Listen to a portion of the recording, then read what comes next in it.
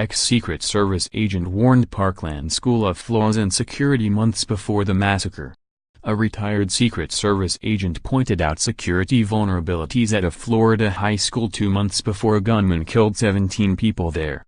Retired agent Steve Wexler pointed out unlocked gates, unlocked doors and no identification badges for students at Marjory Stoneman Douglas High School, the Sentinel of South Florida reported. Wexler's children had graduated from the high school and he spoke regularly to classes about law enforcement. He had previously offered to make security recommendations, and he was asked to conduct a site survey of the campus last December. Accompanied by an assistant principal, Wexler walked through the school with post-it notes numbered 1 through 20. He handed them out to staffers or stuck them to desks and doorknobs to point out their vulnerabilities.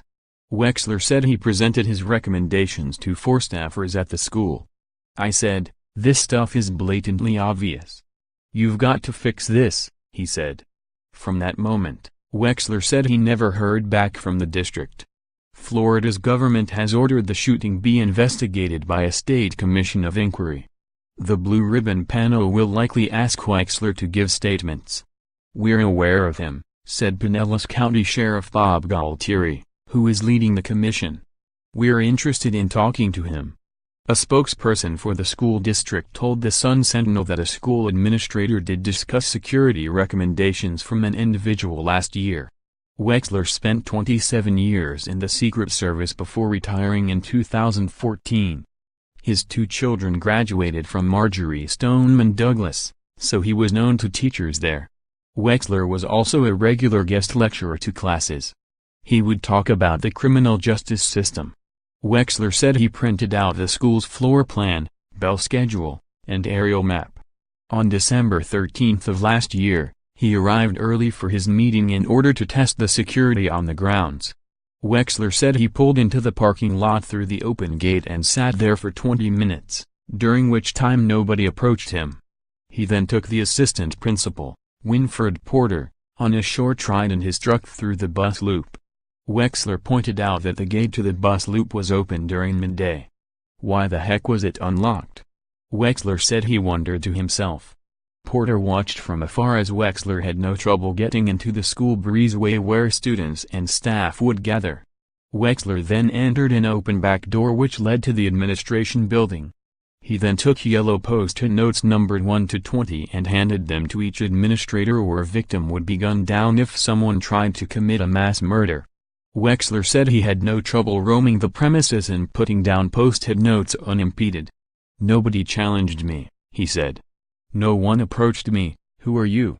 Eventually, Wexler said he reached the office of Deputy Scott Peterson, the so-called Broward coward.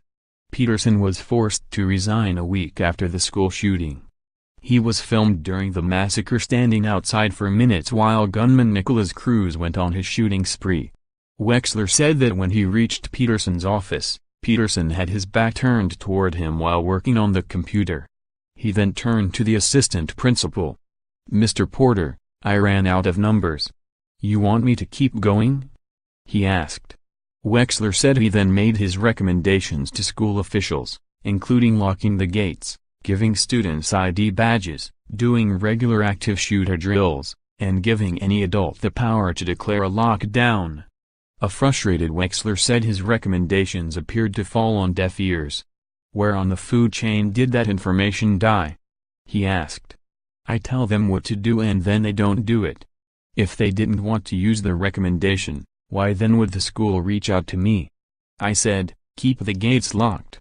If they just kept the gates locked, the kid would have had to jump the fence and then it would have been more obvious. It didn't have to happen. Those kids didn't have to die.